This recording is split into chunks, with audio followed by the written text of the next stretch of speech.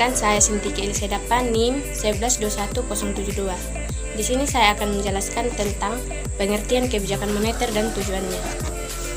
Pengertian kebijakan moneter adalah keputusan yang diambil oleh pemerintah dalam jangka menunjang aktivitas ekonomi melalui berbagai hal yang berkaitan dengan penetapan jumlah peredaran uang di masyarakat. Tujuan utama kebijakan moneter adalah menjaga kestabilan ketersediaan uang suatu negara, karena persediaan uang negara mempengaruhi berbagai aktivitas ekonomi seperti inflasi, suku bunga bank, dan sebagainya. Oleh sebab itu, penanggung jawab dan pelaksanaan kebijakan moneter di Indonesia yaitu Bank Indonesia selaku bank sentral di Indonesia. Hal ini didasari pada Undang-Undang Nomor 23 Tahun 1999 mengenai kebijakan moneter Bank Indonesia. Selain kebijakan moneter, terdapat kebijakan fiskal yang juga berguna dalam kestabilan ekonomi di Indonesia. Bedanya, kebijakan fiskal merupakan keputusan yang berfokus pada pendapatan dan pengeluaran negara. Penerapan kebijakan fiskal dapat dilihat melalui pengelolaan pajak dan APBN. Sementara, kebijakan moneter di Indonesia bisa diperhatikan melalui kebijakan diskonto, suatu bunga bank, dan sebagainya. Tujuan dan kebijakan moneter dapat dibagi dalam berbagai bagian. Pertama itu menjamin kestabilan ekonomi. Pertumbuhan ekonomi suatu negara harus berjalan dengan terkontrol dan berkelanjutan. Hal ini dapat diwujudkan melalui keseimbangan arus barang atau jasa dengan peredaran uang. Oleh karena itu, tujuan kebijakan moneter adalah menjaga kestabilan ekonomi melalui pengaturan dan penetapan terkait peredaran uang di masyarakat. Yang kedua itu pengendalikan inflasi. Agar inflasi dapat ditekan, maka Bank Indonesia menetapkan kebijakan yang bertujuan mengurangi uang beredar di masyarakat dan menjaga ketersediaan uang di bank. Sehingga salah satu tujuan kebijakan moneter adalah mengendalikan inflasi. Dan yang ketiga, meningkatkan lapangan pekerjaan, di mana tujuan kebijakan moneter Bank Indonesia berikutnya yaitu meningkatkan lapangan pekerjaan, kestabilan peredaran uang yang membuat aktivitas produksi meningkat. Dengan naiknya kegiatan produksi, maka diperlukan sumber daya manusia dalam pengelolaannya, sehingga hal ini mampu menyerap tenaga kerja dengan ketersediaan lapangan pekerjaan. Jenis-jenis kebijakan moneter dalam mengambil keputusan terkait peredaran uang. Bank Indonesia menggunakan dua jenis kebijakan moneter yang uraian penjelasannya sebagai berikut. Kebijakan moneter ekspensif, jenis kebijakan moneter yang melakukan pengelolaan dan pengaturan peredaran uang dalam aktivitas ekonomi tersebut. Yang melakukan pengelolaan dan pengaturan peredaran uang dalam aktivitas ekonomi disebut sebagai kebijakan moneter ekspansif. Dalam hal ini, tujuan utamanya meningkatnya peredaran uang dan masyarakat sehingga roda perekonomian meningkat. Wujud dari jenis kebijakan moneter, hal ini melalui peningkatan pemberian sekuritas pemerintahan oleh Bank Indonesia. Menurut suku bunga menurunkan masyarakat. Dampak kebijakan ini tak hanya merangsang kegiatan bisnis atau daya beli konsumen, tetapi juga mengurangi tingkat pengangguran. Kebijakan moneter kuantitatif. Berikutnya, jenis-jenis kebijakan moneter adalah kebijakan moneter kuantitatif, di mana kebijakan diambil sebagai langkah pengurangan peredaran uang di masyarakat saat terjadi inflasi. Hal ini terwujud melalui penjualan obligasi pemerintah, peningkatan suku bunga dan bank, dan meningkatnya persyaratan cadangan untuk bank. Melindungi stabilitas harga barang di pasar.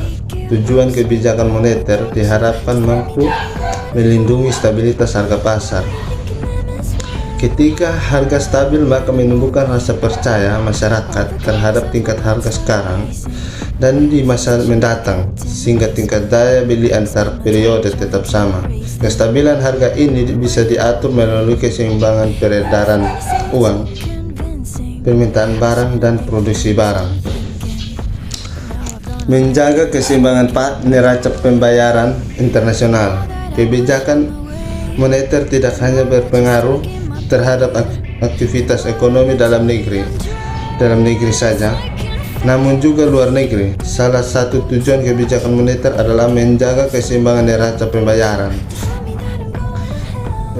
internasional. Hal ini dapat diwujudkan melalui kestabilan jumlah barang ekspor dan impor sama besarnya. Oleh sebab itu, tak heran pemerintah sering melakukan devaluasi dalam hal ini.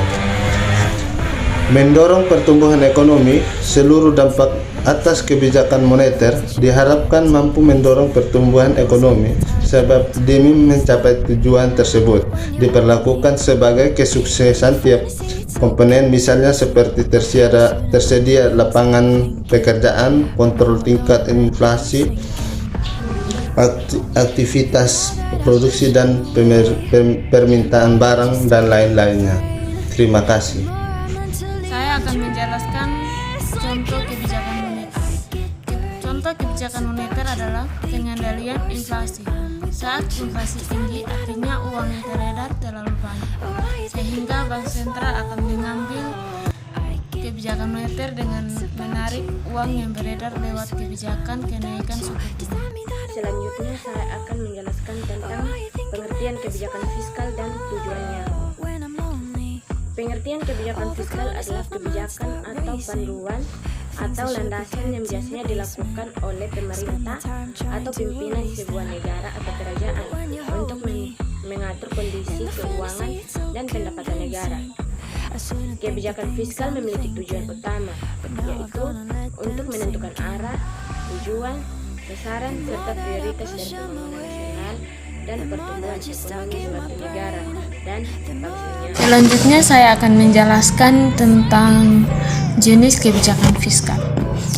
Jenis kebijakan fiskal dapat dikategorikan berdasarkan peranan dalam mengatur kondisi pendapatan dan pengeluaran.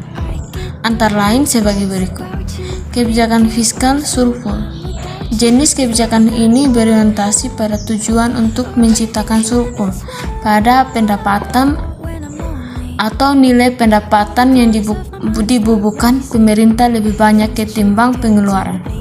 Tujuan dari kebijakan fiskal surplus ini untuk menghindari terjadinya lonjakan pada nilai inflasi.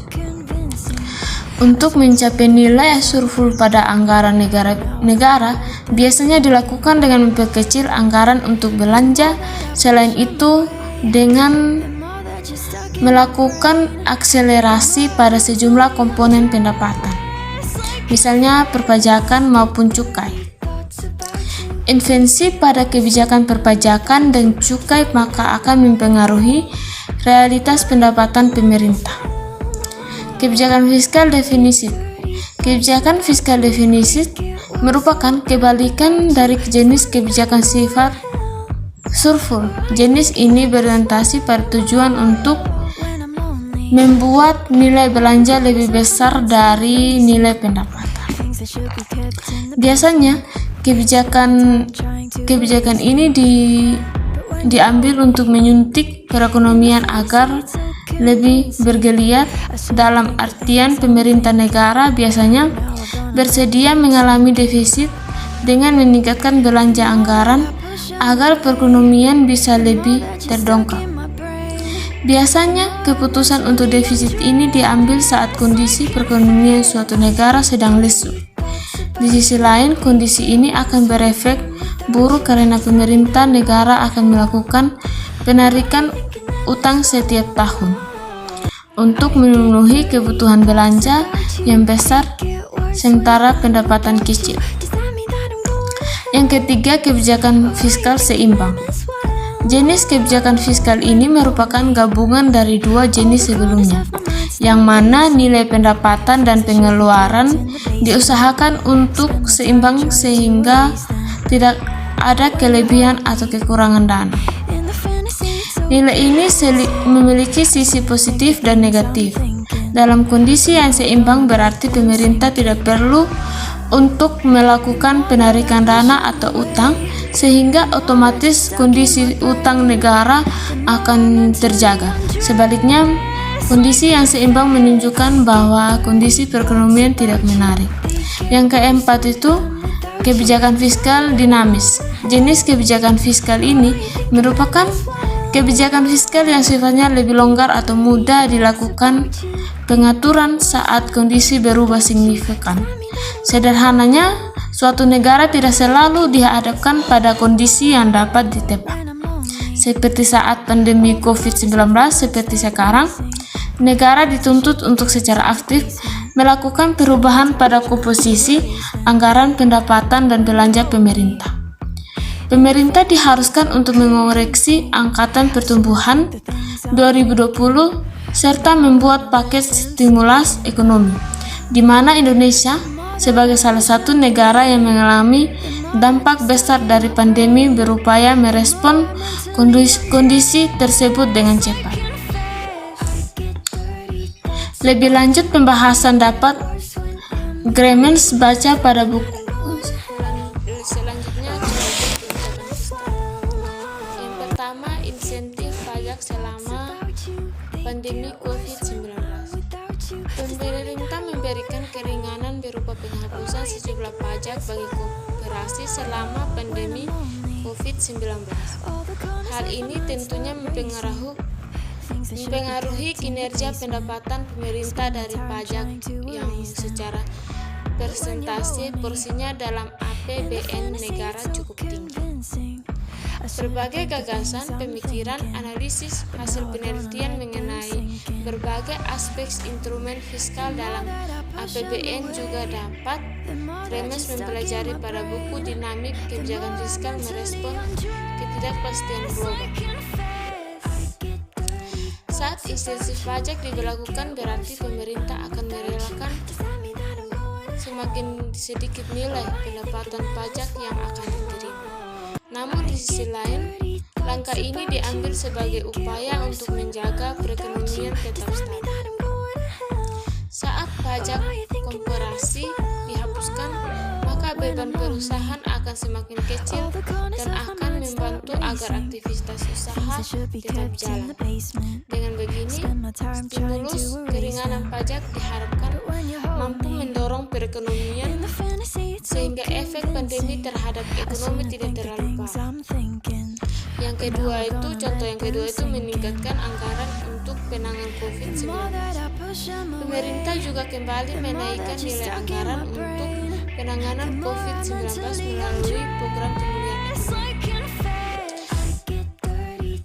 nasional PN 2021 menjadi lebih dari Rp 700 triliun. Ini dari kisaran about you, they get worse when I'm without you. Does that mean that I'm going to hell? Or are you thinking them as well? When I'm lonely, all the corners of my mind start racing.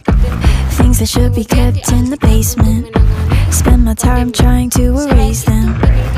But when you hold me in the fantasy, it's so convincing. I shouldn't think the things I'm thinking, but now I've gone and let them sink in.